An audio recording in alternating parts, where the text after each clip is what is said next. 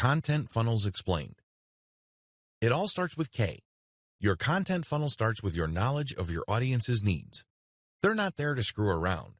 When somebody looks up how to immigrate to Canada on a search engine, they're looking for a page that will give them legal information on how they can leave their country so they can become citizens of Canada.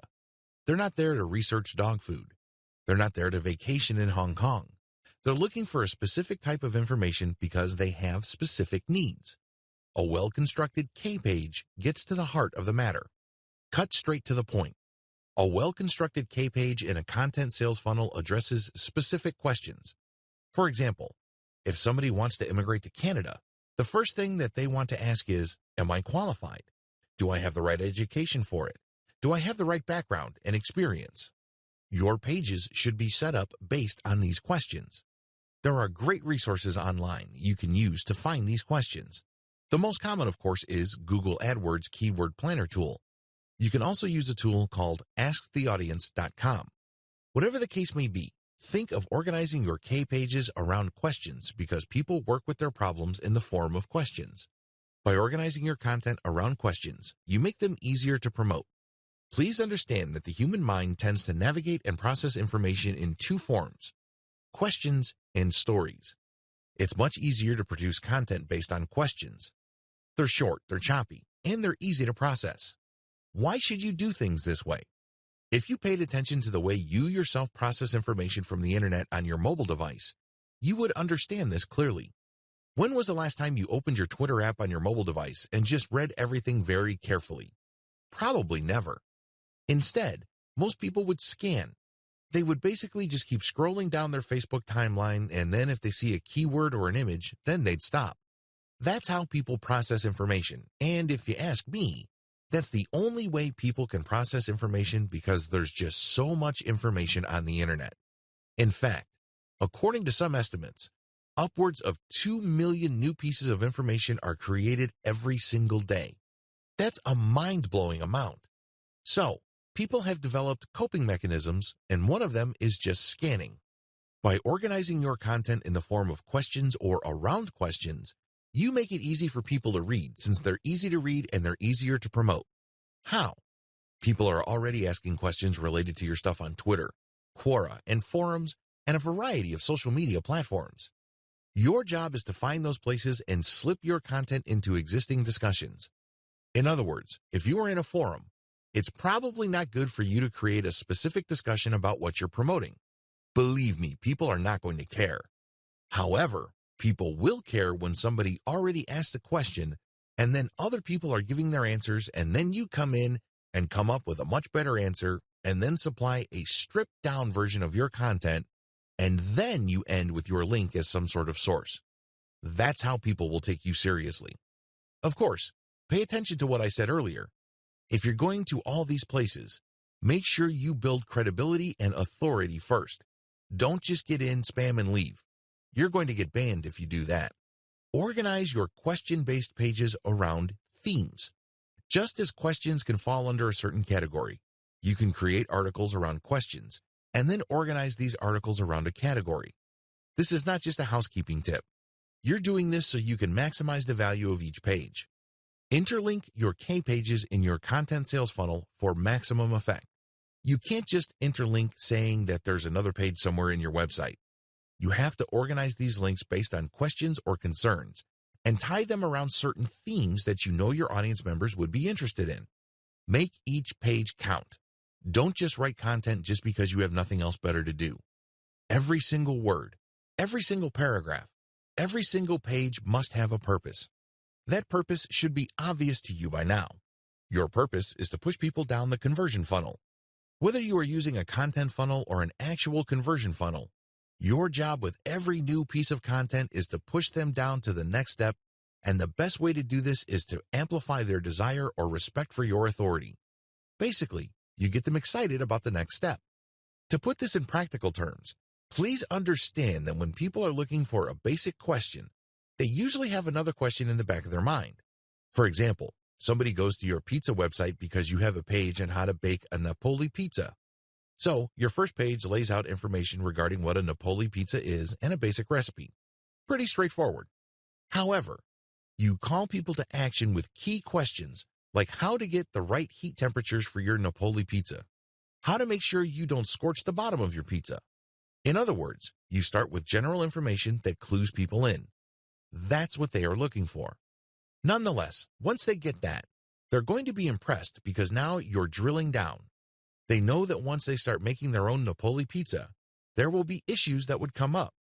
Let me tell you, when I got a pizza recipe on the internet and I did it, it wasn't like the Pinterest pictures that I saw online. Not even close. Why? Because I didn't drill down and up. I didn't know about scorching the flour.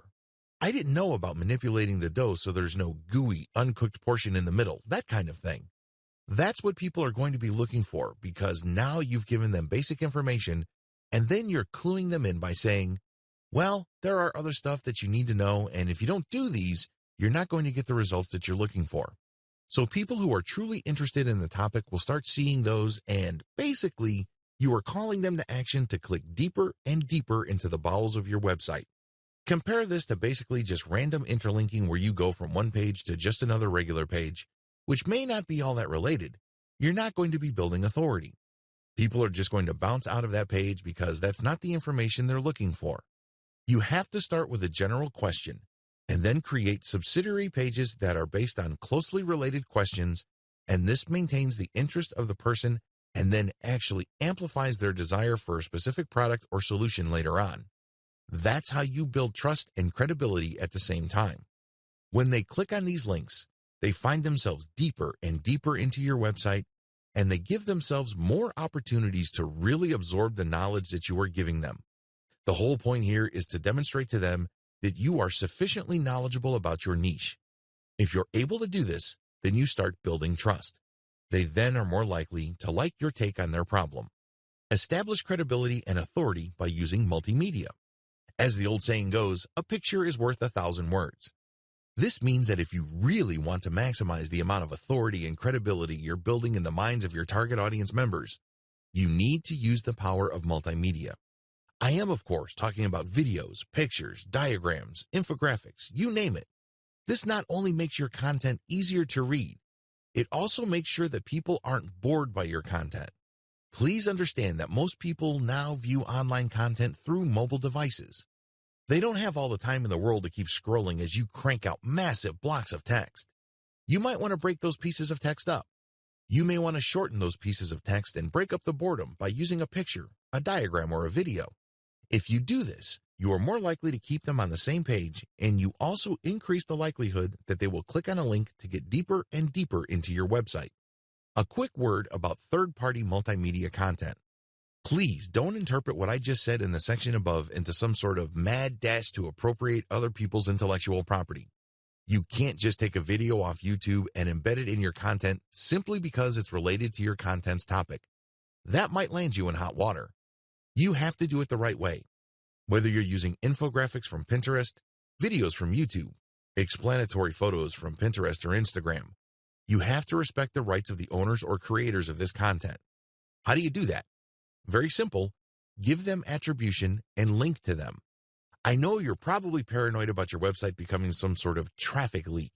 I understand where you're coming from. You worked hard to create all this content, and you obviously worked hard to drive traffic to your site. It would be a shame to see much of that traffic go to these third-party links and never to come back to your website again. Believe me, I get that. However, here are some ways you can make these concerns go away. Make attribution links open in a new tab. If you're worried about losing traffic because of your attribution links, make those links open a new tab. This way, when a visitor to your website clicks on that link, a new tab is created. Your tab is still open. You haven't lost that person. They can look at that content, check out the website that created the infographic that they're interested in, and then once they're done, they can close that and go back to your site. Pretty straightforward. Use materials from non-competitors. This is the most important piece of advice I can give you in regard to third-party multimedia content. Remember, you're using this multimedia content to make your content more interesting. You're using it to add life and context to your content. However, if you don't get the content from the right people, you will end up promoting your competitors. Who wants to do that? These people are basically pushing the same products and services as you. You just made their lives easier. I'm sure that's not your goal, right? The best way to do this is to look at the different infographics, videos, and explanatory photos and other multimedia elements that are closely related to your content, and then look at their sources. Are they directly competing with you, or are they kind of a general knowledge site that is basically just monetized by AdSense, or they are a nonprofit? If they're the latter, they're probably not competitors. They're not pushing a particular product. They're not doing a hard sell. So use their content and attribute to them. If you play this right, you will create a win-win situation. They get traffic and awareness, and you get context and excitement for your content. Everybody can win, but you need to play the game the right way. The whole point of the K level of your content sales funnel is dwell time. What is dwell time? Dwell time is the term Google uses to describe the time people spend going from page to page on your website. Studies show that the longer the dwell time, the higher the chance the person will either come back, sign up for a mailing list, or even buy a product. In other words, the longer you keep somebody on your website reading articles and other content, the higher the chance you can convert that person into dollar bills. That's the bottom line. Remember, dwell time also helps your SEO. If you want to get more highly targeted traffic from search engines, maximize dwell time, because this is factored in by Google's RankBrain algorithm when it comes time to rank your website. The higher your dwell time, the higher your rank on Google.